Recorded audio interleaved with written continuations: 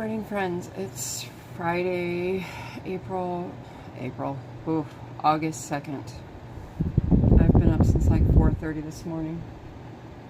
I am in total vacation mode even though we still have a few days. I'm giving you a bonus video this week because I have already pre-recorded videos for next week, and Table Talk Tuesday is going to be really, really short just because there wasn't really much. But I wanted to come on here today, Friday, and give a video about, for us crocheters, knitters, packing your supplies for a road trip. Now this is going to pertain to those that are driving on vacation, not flying. So what I'm about to show you, check with your airlines if you're flying and make sure it's okay to take the products. I apologize for my setup if my camera shakes at all. I have you propped on a Lego box. As you can see behind me, it's a mess. We are packing and everything else. So first of all though, I have a funny story to tell y'all. I went to Walmart yesterday afternoon, and it didn't dawn on me walking in, and there was a sign that said grand reopening November 8th. I didn't think anything of that. Apparently our super center is getting a reset, like a complete reset. Well, we started off our normal, we came in, we went to the left and got all our health and beauty and vitamins and that kind of thing, continued around to the toys, and then I always head to the back, which is just past like the camping and fishing and all the outdoors and stuff like that. And straight ahead would be normally the yarn and everything, right? And all the craft stuff. And even though it's a very small yarn section, I still like to look at it. We walk back there, and to my horror, there is no yarn, there's no crafts, it's empty floor and shelving pieces laying everywhere. And I was just like, stood there just baffled. Stood there like, what happened? And at first my daughter was like, what? And I pointed, I'm like, what happened here? And she goes, oh yeah. So I'm standing there for a minute, and then all of a sudden one of the workers, somebody I'd never seen in the store before, came up to me and she's like, what can I help you with, hon? And I'm like, where's your craft section? What happened to it? And she said, and then she just went into this whole long spiel, a little bit longer than I needed, but that's okay. She explained everything to me about the store reset and told me to continue down the back rows to where the pet food normally is, and it still kind of is, but they're swapping stuff around. And she told me, you're going to find all the craft stuff down there. And so I made a beeline to it, and as I was walking, I noticed right away to my right, what would normally have been the infant toddler section was now the little boys, like the size 4 and up. So all that had already been swapped. I didn't have time to walk through that entire part of the store to see what was going on with the reset. The main thing was I found the craft section.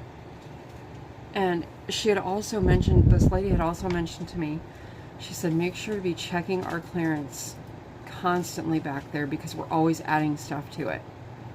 I was like, oh, okay. Because we had already checked out the other clearance section that we normally do, which is right by what is now the toys, and it's not going to be the toys much longer, she said. Let him go through, baby. Shadow's old. He needs to go through. Sorry, we have a cat crossing through here, and I have something in front of me that's kind of blocking him, so. Anyways, so we found the craft section, like I said. The yarn wasn't all put out yet, so there wasn't really much to look at. They were still resetting and putting it on the shelf and everything. Honey, don't. We almost had my cat almost knocked y'all over. Anyways, so I walked through and I noticed they had expanded the craft stuff. There was actually quite a bit of craft stuff. I did look at the little clearance section that she had mentioned to me.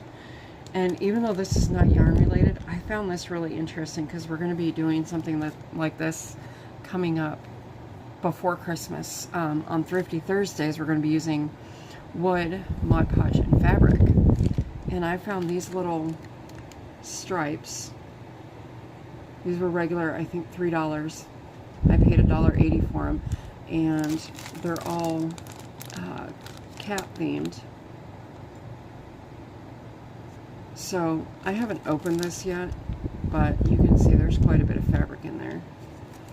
I've never heard of this name, but my daughter pointed out to me because she saw a lot of other of this brand, and apparently it's like Walmart's new craft brand or something. I don't know, but anyways, yeah. So I have a good laugh with me because I freaked out. I was like, oh my gosh, Walmart's taking away my yarn too. Because, you know, everybody else has been dwindling it down. Michael's, there's hardly anything left. And Hobby Lobby, they care more about Holiday and pillows than anything else.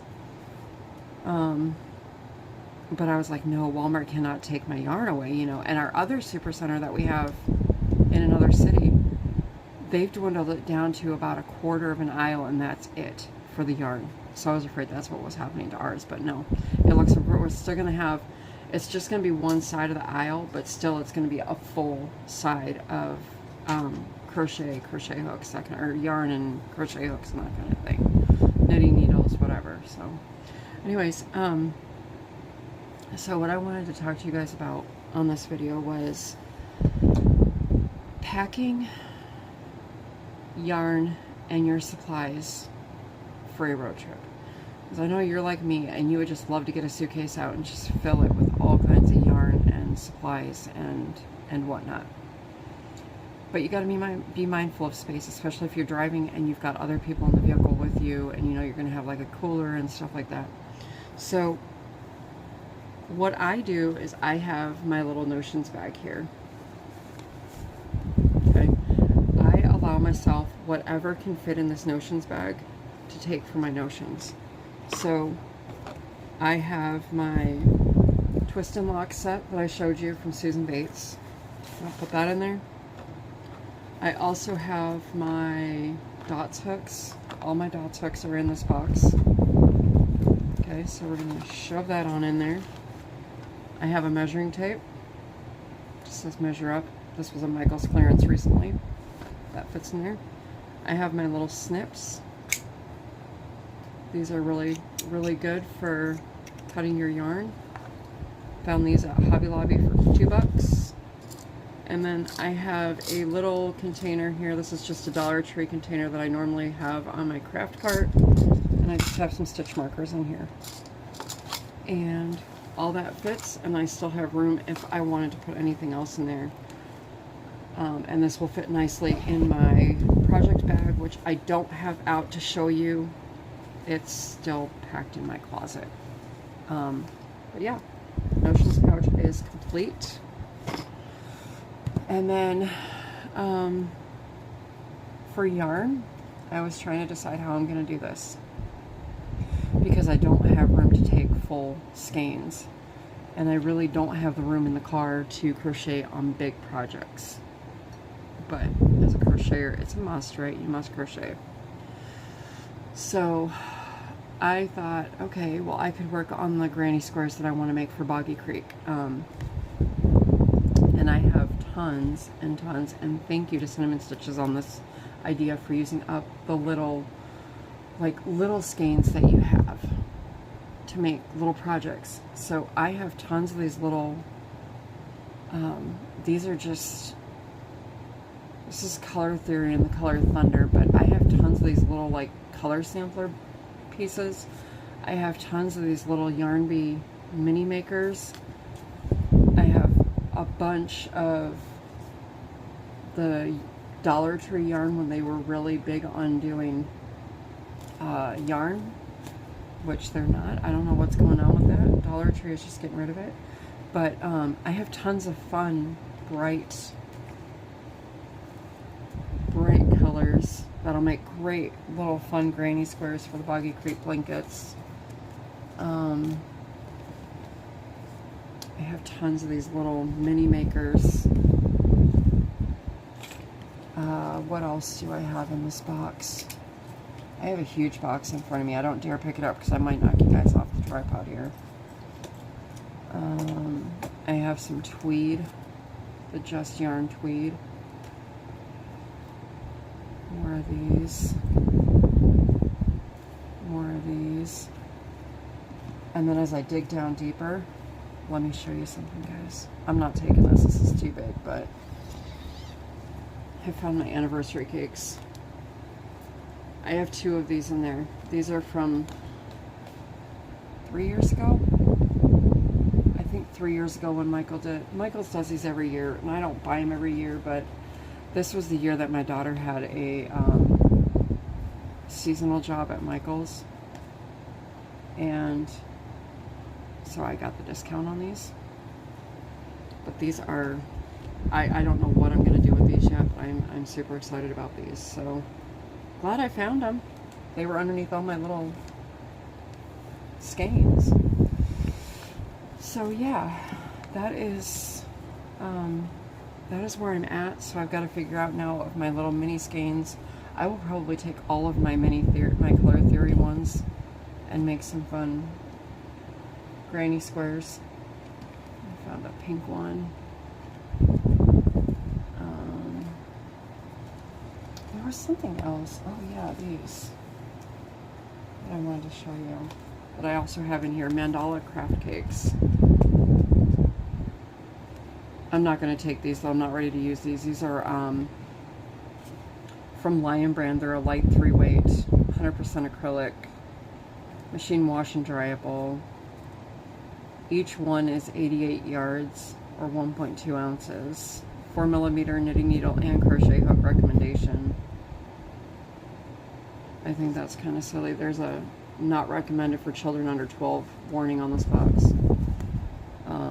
But there are 8 craft cakes in here for a total of 709 yards. And like I said, I have never, this was an impulse purchase. I thought they were cute. Little heart in there, that's really cute. I like this one for fall. This is really pretty for the fall. So yeah, it's amazing what you find when you dig boxes out of your closet, right? Wow, I've even got full skeins of yarn in here. Guess I need to go through my boxes more often. But anyways, alright, well, that was the bonus video for this week. Like I said, next week's Table Talk Tuesday is going to be really short. It's like 10 minutes. But I've got some other fun videos planned for next week as well, for Whip Wednesday and Thrifty Thursday. So yeah, that being said, friends, I'm going to let y'all get going. I have a busy day ahead of me. But remember to be kind, be blessed. God loves you, I love you, and have a fantastic weekend. And I will see you all next week. Bye, friends.